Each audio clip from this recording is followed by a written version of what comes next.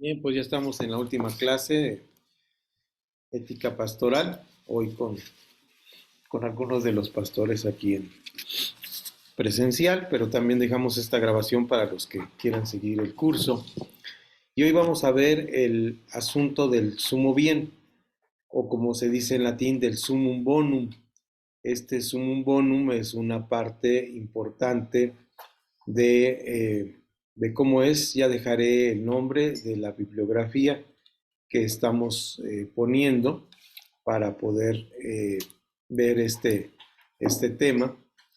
Y ya entramos entonces al tema. Ya tenemos 3 clases y ya estamos con el resumen aquí con los hermanos y vamos a entrar.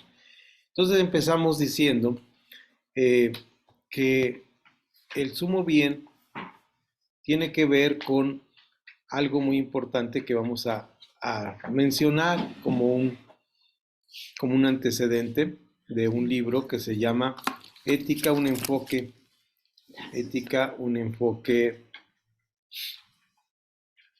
bíblico-teológico del profesor Gerard Neuhaus, desde la editorial Logoy. Ya lo dejaré en la descripción del video y el nombre y el título de estos 2 páginas, 51 y 52, que hemos tomado de este libro es así: el sumo bien, o el sumum con doble M, bonum con B grande, bonum, y el que significa el sumo bien.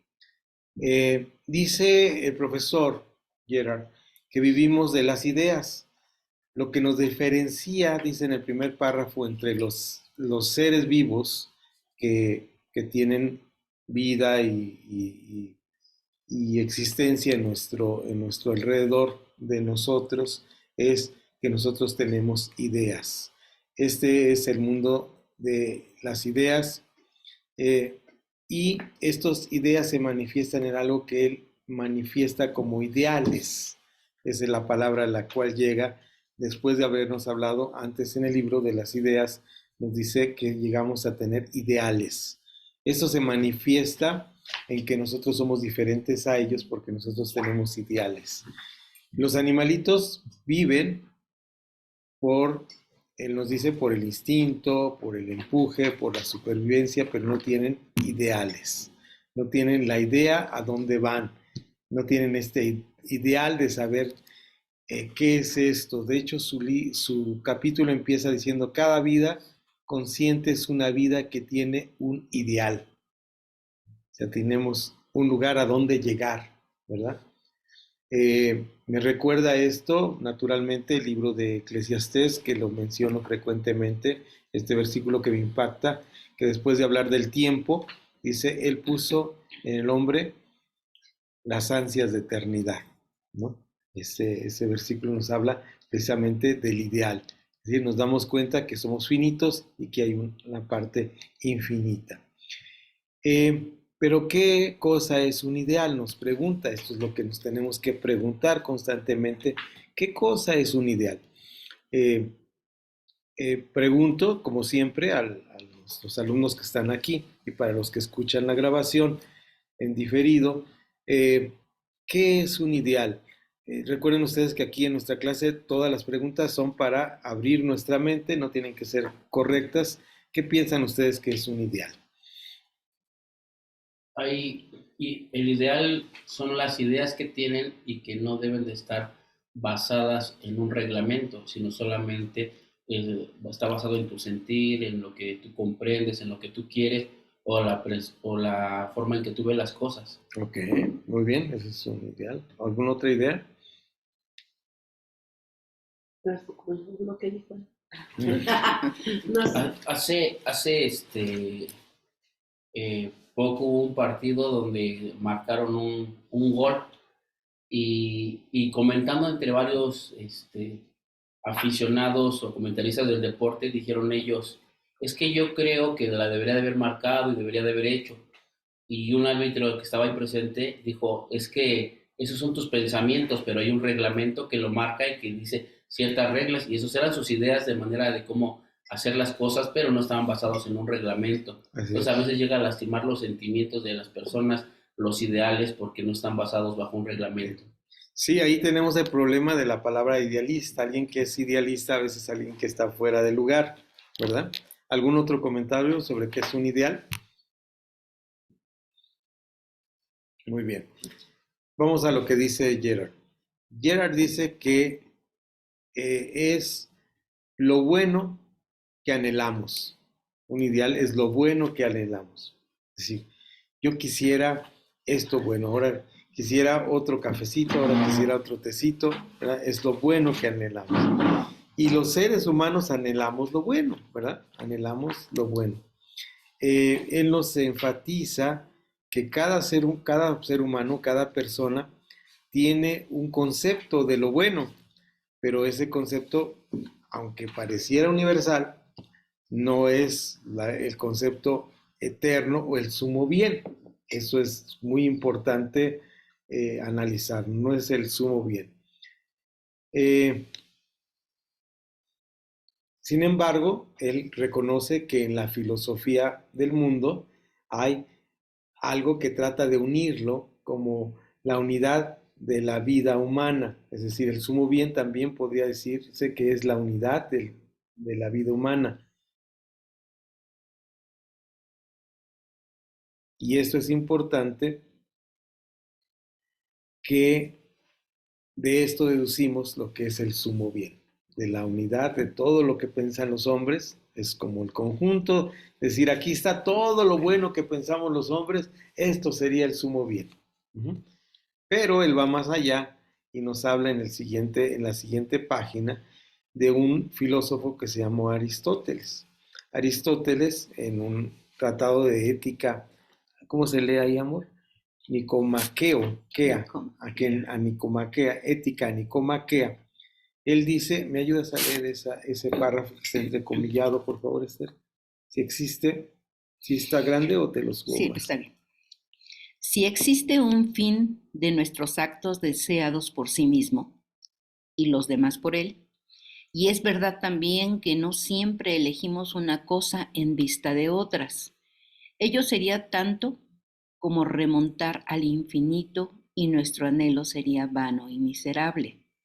Es claro que ese fin último sería entonces no solo el bien, sino el bien soberano. ¿Ok? Es decir, no es simplemente lo que deseamos todos, sino que ese bien sea suficientemente bueno para todos, ¿verdad? Suficientemente bueno para todos. El autor, después de citar a ese señor que se llamó Aristóteles, que es un filósofo, nos habla que aquí entra un sentido de que el sumo bien tendría que ver con nuestra manera de pensar de cada uno de nosotros. Pero él dice, bueno, pero no es la suma de todos los pensamientos buenos, porque habrá pensamientos, y él nos menciona algunos de ellos que tienen que ver, por ejemplo, alguien que sigue el placer, que se llama un hedonista, pues el sumo bien sería sentirse bien y a gusto, pero no necesariamente es el sumo bien, sino es el sumo bien de esa persona que piensa de esa manera. Lo que estaba hablando hace un momento que entrábamos al aire, el pastor Moy cuando nos decía, pues es que hay éticas que son del mundo, ¿verdad? Que no tienen que ver con la ética cristiana. Entonces, una persona hedonista, es decir, hedonista es la persona que solamente busca su placer propio. Su placer propio. Dice aquí el autor, pues no va a ser un sumo bien, es un sumo bien del hedonismo, ¿verdad? O de la persona que busca su placer propio. Otro puede ser el racionalista, que busca la razón, armonizar la razón, que todo tenga razón y lógica, ¿verdad? La palabra razón y lógica son hermanas. Dice, pero esto simplemente sería un sumo bien racionalista. Otro puede pensar desde la manera del humanismo. ¿Qué es el humanismo? Que el hombre es el centro de todas las cosas y el humanismo dice algo muy sencillo, el hombre es capaz de lograr a sí mismo superarse sin necesidad de otra persona. Entonces, ese sería un sumo bien humanista, ¿verdad? Si una persona dice, yo no necesito a Dios, yo tengo todas las capacidades para ser bueno, Entonces ese sería un sumo bien humanista. Ahora, él menciona aquí el párrafo final que vamos a leer. Prestemos atención porque vamos a discutir sobre este párrafo al final en la clase antes de entrar a la parte bíblica que vamos a leer. Dice, ¿me ayudas, Esther? Ujú. Pero el verdadero, Pero el verdad- inicia así, pero el verdadero sumo bien, es decir, todo esto no es el sumo bien, ahí dice algo interesante.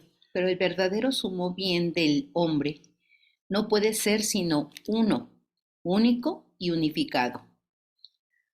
A considerar el ideal humano, no nos interesa saber empíricamente lo que sean los ideales actuales de hoy día, ni describirlos. Esto sería el punto de vista de la ética puramente empírica. Nosotros afirmamos una norma objetiva. Nuestra ética es objetiva y no meramente subjetiva. ¿Qué cosa entonces es el verdadero sumum bonum? ¿Cuál debe ser el ideal del hombre? ¿Cuál es el último, el único satisfactorio ideal? Esto, lo afirmamos, es el ideal cristiano. Ok. Damos la bienvenida al Pastor Abel, ya está aquí con nosotros, entonces bienvenido Pastor Abel. Estamos revisando un escrito resumiendo, ¿verdad? Para los que están aquí en clase y para el Pastor Abel, resumiendo un escrito que les voy a enviar, que es de 2 páginas del libro que mencionamos al principio, que es un libro muy interesante, que se llama Ética Cristiana, un enfoque bíblico teológico. Y estamos revisando que el sumo bien, el bien más alto, tiene que ver primeramente con ideales. Resumiendo, tiene que ver con ideales.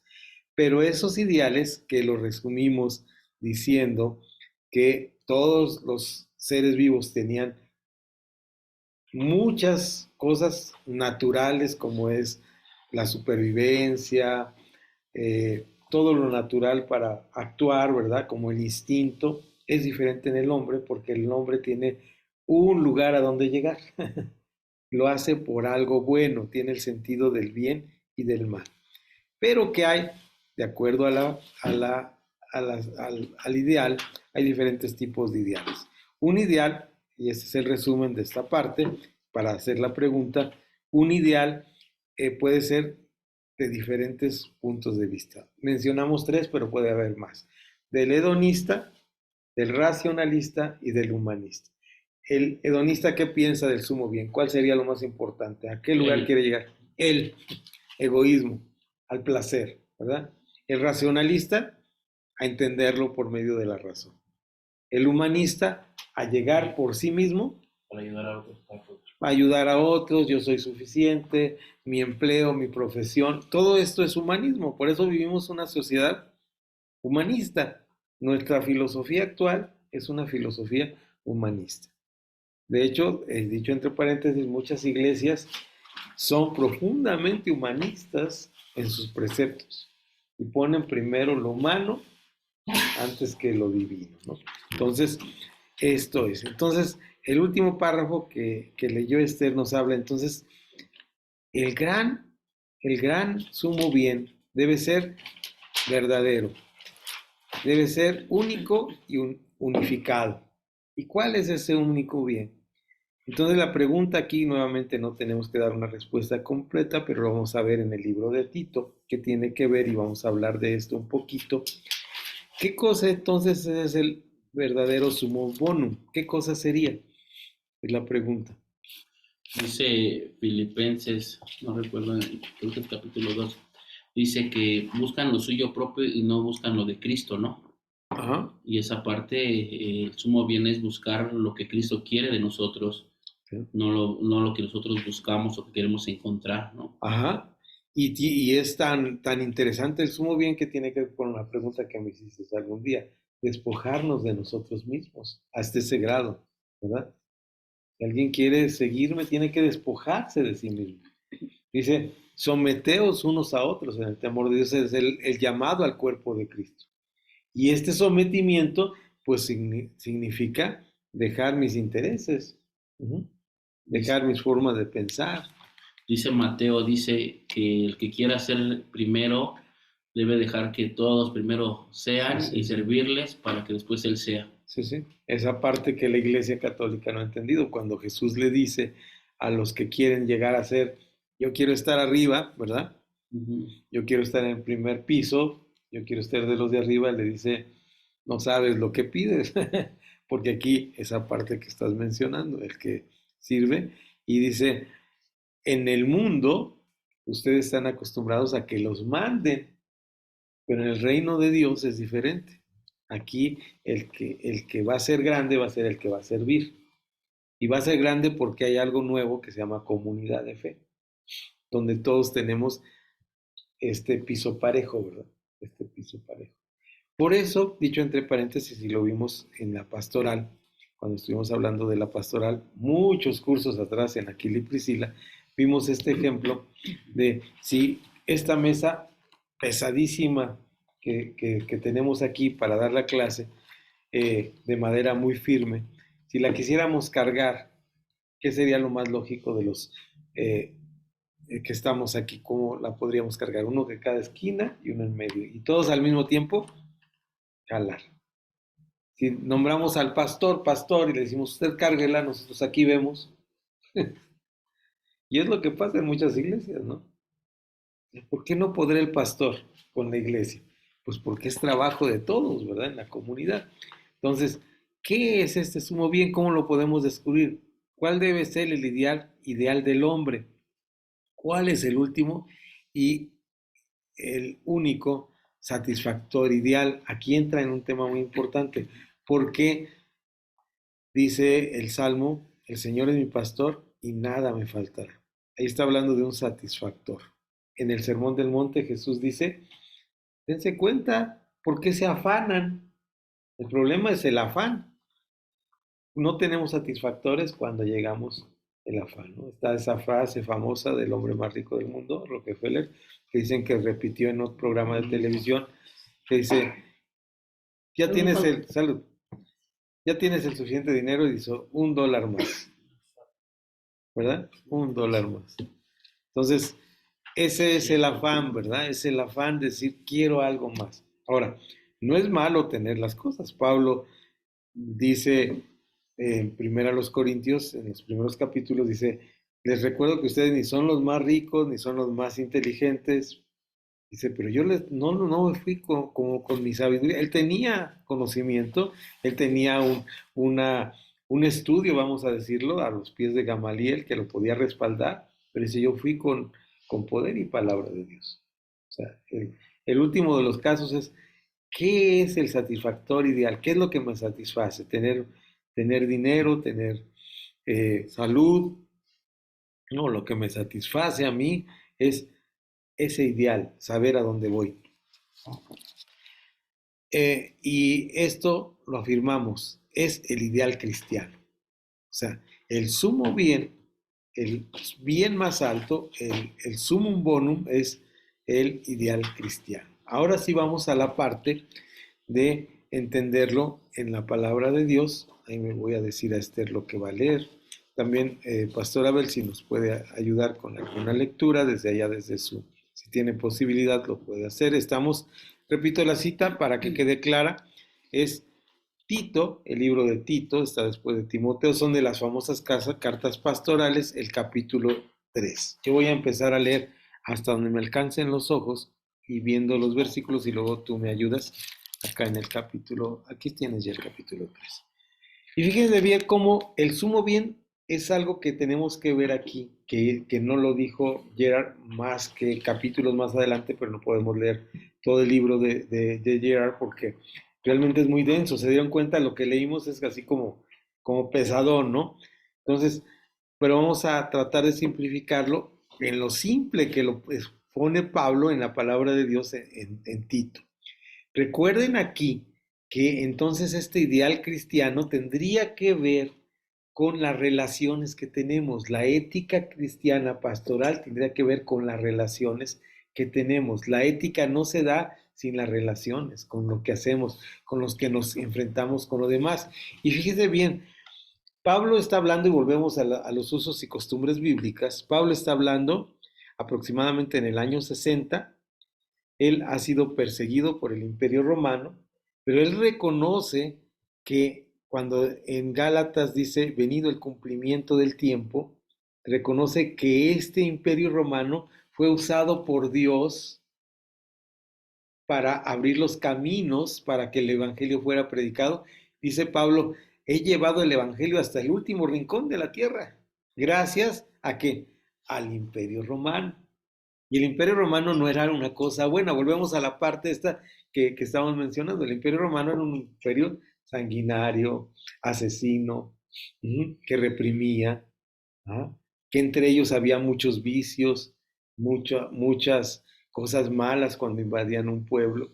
Sin embargo, vemos aquí que Pablo repite algo que ya ha dicho en varias de sus cartas, ¿verdad? Incluyendo lo que leímos cuando termina Romanos 12, que dice, ustedes tienen que vencer al bien, al mal con el bien, ¿verdad? Que es el último del capítulo 2. Y luego viene el siguiente capítulo que dice, sométanse a las autoridades, ¿verdad? Y aquí lo dice, recuérdales, porque es un pastor al que le está diciendo de su iglesia, le dice a Tito, recuérdales que se sujeten a los gobernantes y autoridades, que obedezcan, que estén dispuestos a toda buena obra.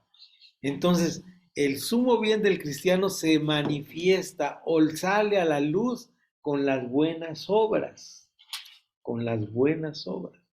Sale a la luz con las buenas obras. Ahora me dicen ustedes, ¿en qué quedamos? ¿Es por gracia o es por obras? Esa es la discusión, ¿no? Desde el tiempo de la Reforma había esta discusión que realmente es infructuosa. Lo va a decir Pablo aquí. Voy a brincar un poquito porque dice, bueno, léeme el 2 también, por favor, amor. ¿El verso 2? Sí, de 3:2. Que a nadie difamen, que no sean pendencieros, sino amables, mostrando toda mansedumbre para con todos los hombres. Ahora, esto es un ideal, ¿verdad? Como vimos que era el sumo bien. Fíjense bien, volvamos al punto, vamos a ver, vamos a analizarnos a nosotros mismos. Nosotros difamamos, ¿en qué momento difamamos? ¿Qué es difamar? Decir algo de alguien que no es verdad. Es una difamación. ¿Cuándo es cuando nosotros difamamos? Cuando tenemos un presentimiento de algo que está pasando y decimos, no, de seguro, ¿sí? Estamos difamando.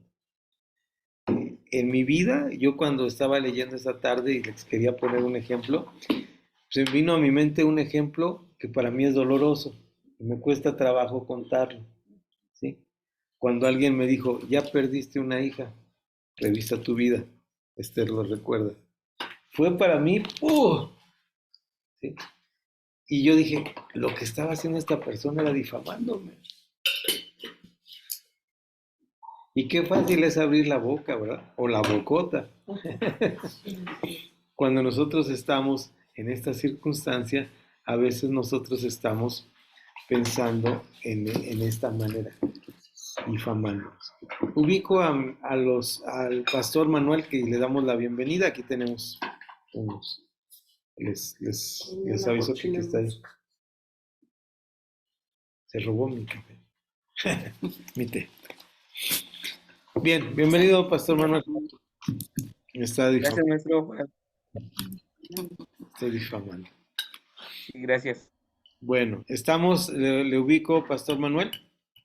Estamos en Tito, capítulo 3. Apenas estamos leyendo los primeros 2 versículos para ubicar lo que es un ideal de sumo bien para los cristianos. Gracias. Gracias, maestro. Ok. Entonces vamos bien de tiempo.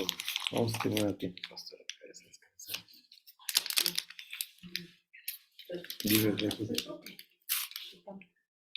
Aquí. Santo Dios. Sí, no importa. Ok, vámonos entonces con Tito. Leímos el 1 y 3, 1 y 2, ¿verdad? Entonces, fíjense bien, tiene que ver ahí en medio de eso que nos parece, ay, Pues sí, es claro. Lo que nos dice aquí es, recuerda sujetarte a los gobernantes y autoridades, que obedezcas, que estés dispuesto a toda buena obra. ¿Cuáles son estas buenas obras? No difamar, no pelear, ¿y qué más? Sino ser amable, modesto, mansedumbre. ¿Qué es la mansedumbre? Es pacificador, ¿verdad? Dice Mateo 4. Ajá, para con todos los hombres. Es decir, mientras todo el mundo se comporta en sentido contrario, tú vas en un camino que dices, yo soy de esta manera. Ujú. Y esto es lo que hace la diferencia. Luego dice lo que éramos antes. Nos vamos a saltar lo que éramos antes por bienestar de los que nos sentamos aludidos en ese sentido, ¿no? Pero está entre ellos concupiscencia, delitos diversos, viviendo en malicia y en envidia, aborrecibles, aborreciéndonos unos a otros, ¿verdad? Eso es contrario al sumo bien, es como que fuera de la ética.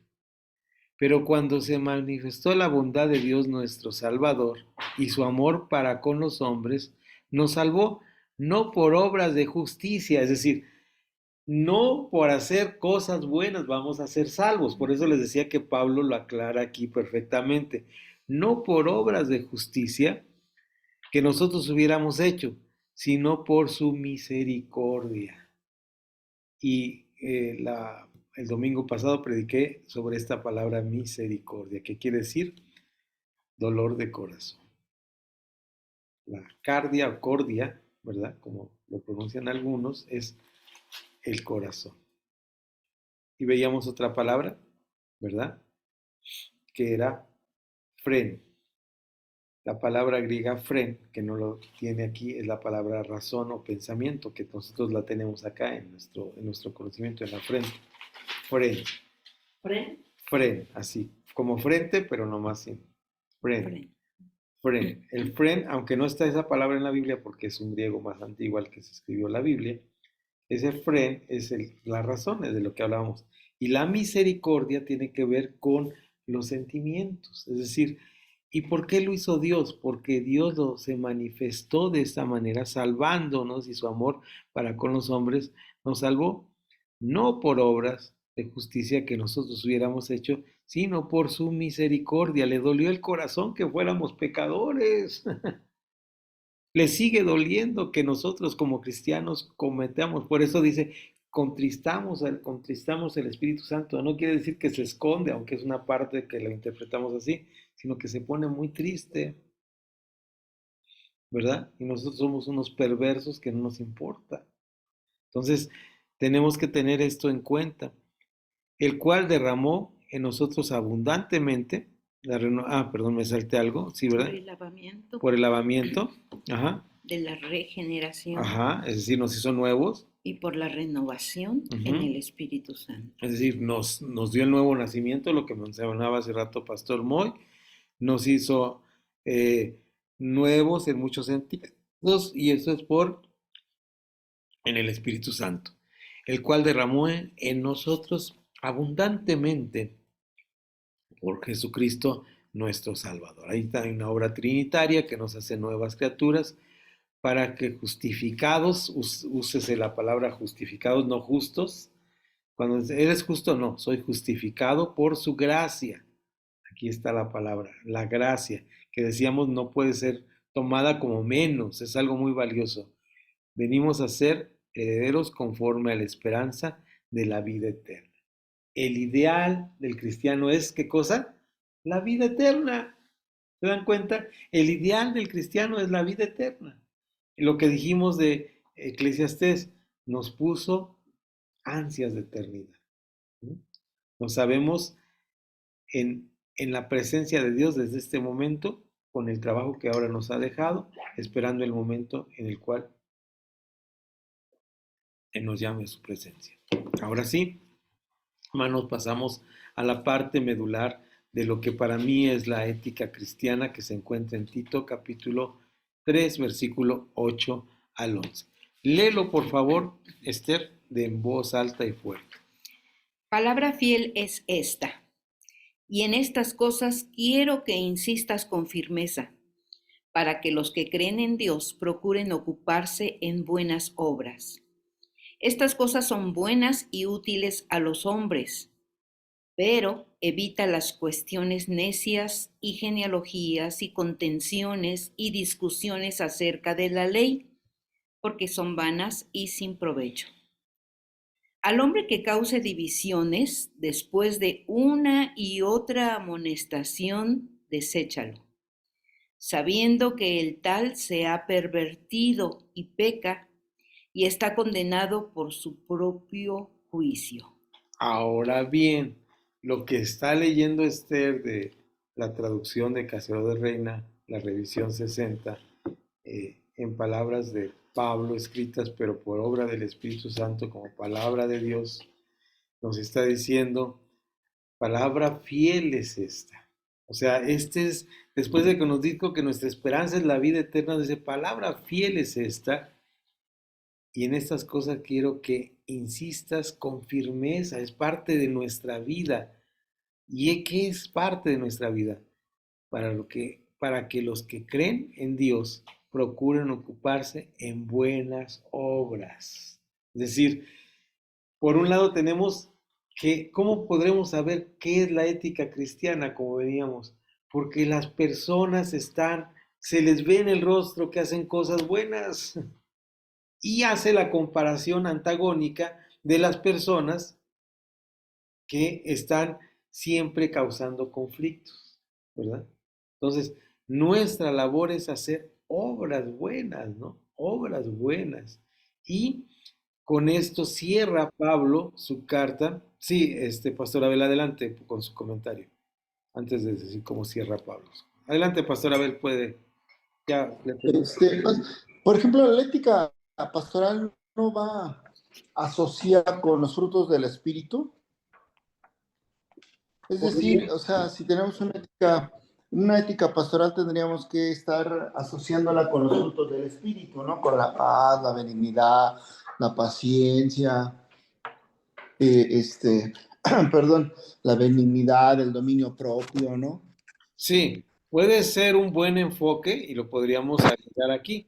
Me parece muy interesante su comentario. El fruto del Espíritu es como lo que surge de nosotros cuando somos llenos del Espíritu y en ese sentido sería ética pastoral, ¿no?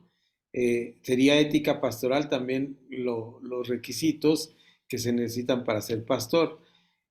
Es correctísima su observación. También sería esa ética pastoral. El asunto que yo agregaría como un momento de oportunidad para afirmar esto es, no lo hacemos, no lo hacemos en el sentido de obligación ni que surja por manera natural. No sé si me explico, pastor, sino surge porque nosotros tenemos este ideal, que nos ponemos como este ideal de llegar a ese lugar. Entonces, el fruto del Espíritu es como un producto de andar en el Espíritu. Y la ética pastoral yo la vería como el deseo de llegar a ser, y esto requiere buenas obras. Naturalmente estará muy entretejido con lo que me está diciendo. No puedo hacer buenas obras si no tengo el fruto del Espíritu. No, si tengo el fruto del Espíritu y no hago buenas obras, pues no tengo realmente este asunto. Sería complementario. Sí es correcta su apreciación, pastor. No sé si quiere agregar algo más, o de los que estamos aquí. No, está bien. Solo me surgía esa duda. Y también ya ve que, por ejemplo, en Romanos 28, ¿no? También dice que, o sea, pues todo reabunda para bien, ¿no? O sea, el ir haciendo las cosas correctamente, pues todo va a tener una consecuencia correcta, ¿no? O sea, Así es. todo va a reabundar hacia bien, ¿no? Así es. Sí, es correctísimo. ¿La ética cristiana sería vivir acorde a los principios bíblicos? Sí, en parte sí, porque vimos que ética, recuerdan en el dibujito que les hice hace un momento, que quedó. Se lo llevó la pastora, dijimos que la ética tiene que ver con los principios, ¿verdad? Bíblicos, y la moral tiene que ver con los valores que no son tan firmes para una vida cristiana, pero lo que estamos viendo es el ethos.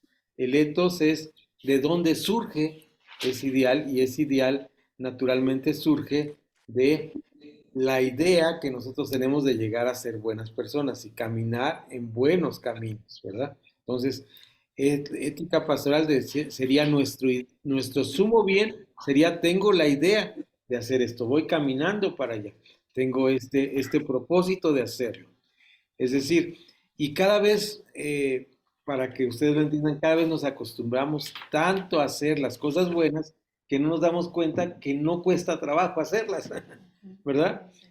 Es una bendición de Dios para nuestra vida.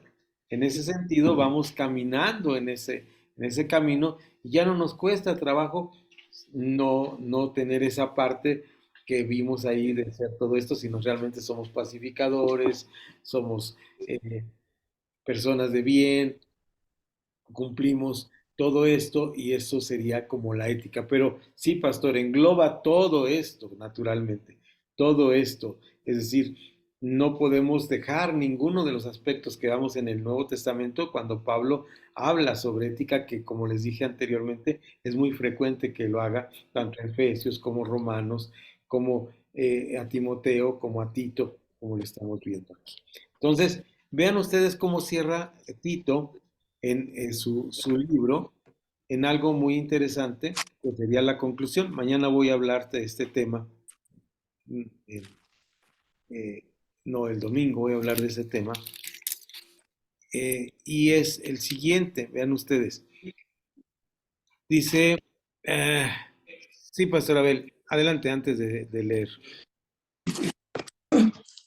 Oiga, maestro, y por ejemplo, en primera de Tito 3, cuando habla de los requisitos de los obispos, o sea, ¿está hablando de una ética?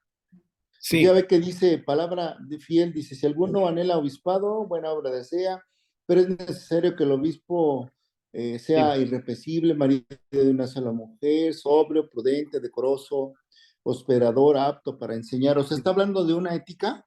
No, está hablando de principios.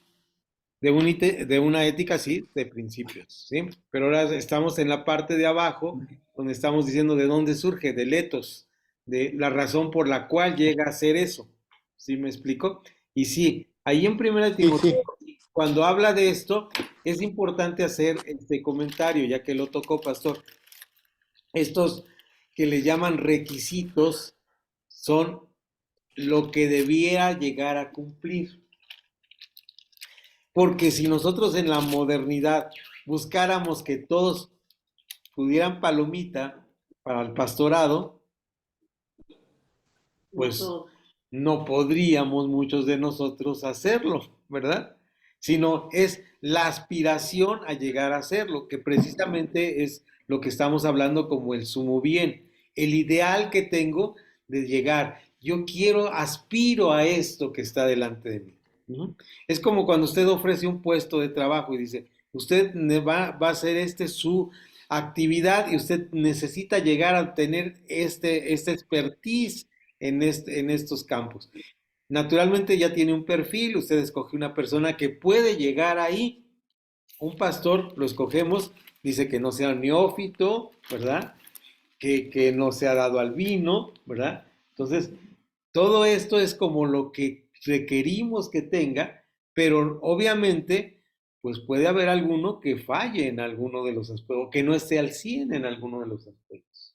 Por eso cuando tuvimos el curso de pastoral, de nuestra vida pastoral, hicimos un ejercicio donde palomeábamos aquellas áreas donde nos sentíamos débiles, porque nadie cumple al 100, o yo no cumplo al 100, a lo mejor hay alguien que lo cumpla, todos los requisitos de todo lo que nos dice la palabra, ¿no? Entonces, no sé si queda esto claro, pastor Abel. Sí, queda claro. Sí, Gracias. son requisitos y no es para palomear y decir, este sí puede ser. Porque, por ejemplo, algunos dicen, no, yo no puedo ser pastor porque no soy casado. ¿En base a qué? En base a 1 Timoteo. O que tengan doble matrimonio, ¿verdad? Entonces, ahí ya, y ya es muy común. No, esas son las cosas a las cuales debo pues, cuando dice marido de una sola mujer, es que si ya tuviste 2 mujeres o 3, o ya estás en el 4.º matrimonio, ya no le sigas. Ya a lo que tienes ahora, y ahí aplica muy bien lo que Pablo dice, que yo lo aplica precisamente para las relaciones de matrimonio, de esclavo, perdón, pero yo lo aplico a veces para las relaciones de matrimonio, dice, como llegaste a Cristo, así quédate, ¿verdad? Dice, o sea, no, porque hay también en base a esto algunas consejerías pastorales que dicen, a ver, tú te casaste hace 10 años con una mujer, la dejaste, te divorciaste, esa es tu esposa porque te casaste delante de Dios. Regrésate con ella, deja esta. Pues es un disparate lo que estás diciendo, ¿no? Digo, desde el punto de vista humano. Ahora, si el Señor se lo indica, si el Señor mueve las cosas, bueno, es una cosa muy distinta. Pero de entrada tú le estás diciendo algo que no puede ser, ¿no? Pues no puede ser. Recordemos que todos tenemos una vida detrás y todos tenemos una vida que no manifestamos a los demás. Todos, incluyendo los pastores. Por eso la ética, hermanos, es tan importante, porque ahora debemos ser transparentes. Con eso vamos a terminar también esta clase, pero vamos rápidamente a lo que les decía. Dice,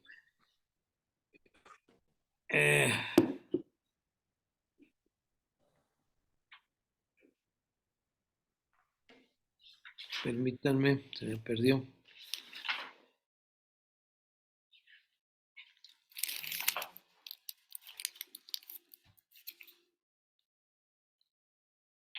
Es el versículo 14 del capítulo 3. Termina de dar saludos desde el 12 y menciona a varias personas. Entre ellos, curiosamente, Apolos, ¿verdad? Que mencionó en 1 Corintios. Dice, y aprendan también los nuestros,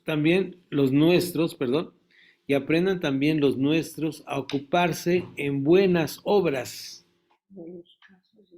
para los casos de necesidad. Es 3:14.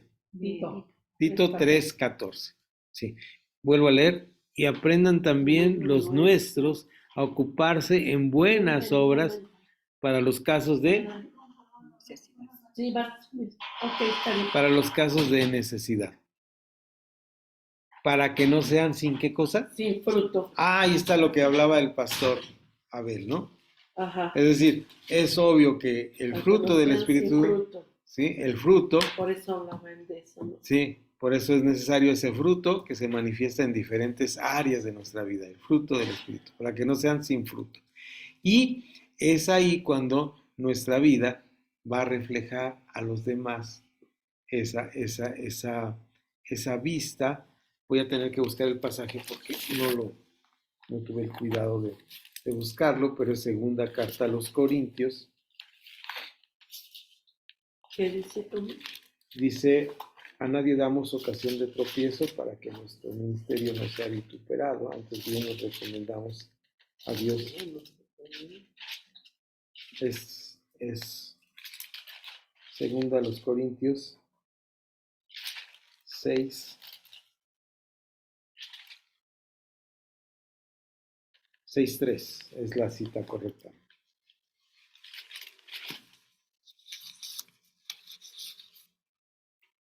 Dice así, pues nosotros como colaboradores suyos, os exhortamos también a que no recibáis en vano la gracia de Dios. Otra vez lo mismo, en vano la gracia de Dios. Estuvimos hablando de la gracia barata, ¿verdad? Que la tomamos en cuenta, porque dice, en tiempo aceptable te he oído y en día de salvación te he socorrido.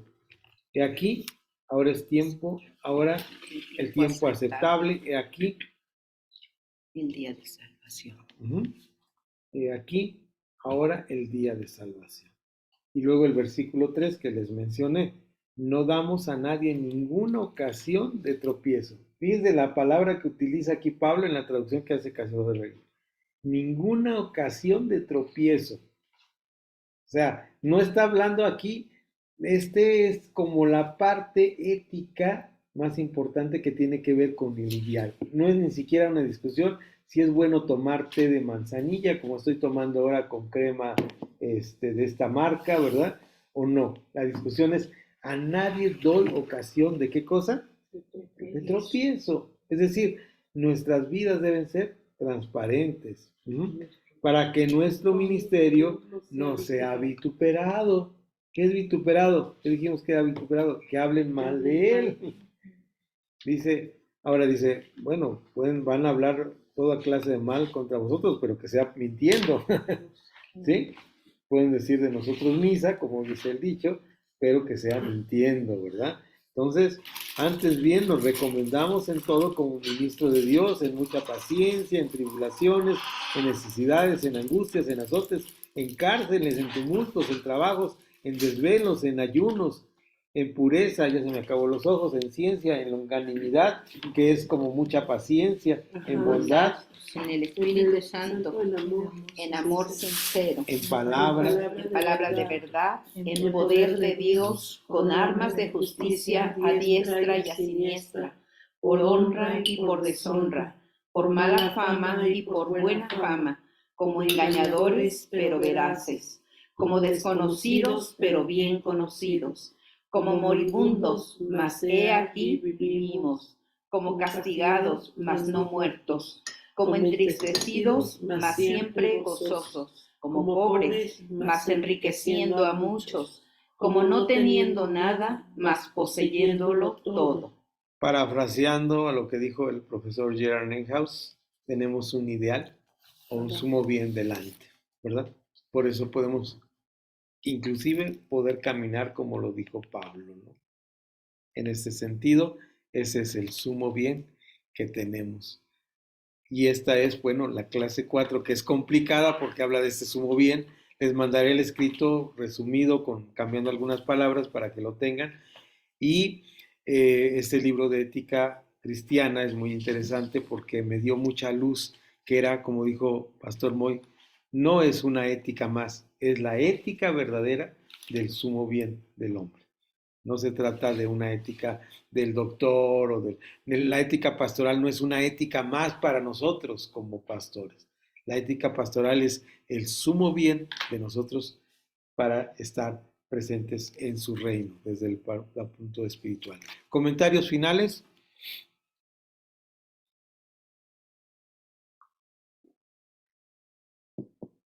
Si no, cerramos nuestra transmisión. Nos vemos el próximo, primeramente Dios, ya desde Guadalajara, con la 5. Con la 5. Entonces ya esta clase les dije que iba a ser cortita, pero es sustanciosa, ¿no? Y ahí queda grabada para el bien. Nos despedimos con la audiencia de la clase presencial. Saludos. Gloria a Dios, bendiciones, pastores. Pastor Raquel, buenas noches. Pastor, muy bendiciones, muy buenas noches. Buenas noches, Dios les bendice. Mañana nos vemos. Bendiciones. Nos vemos.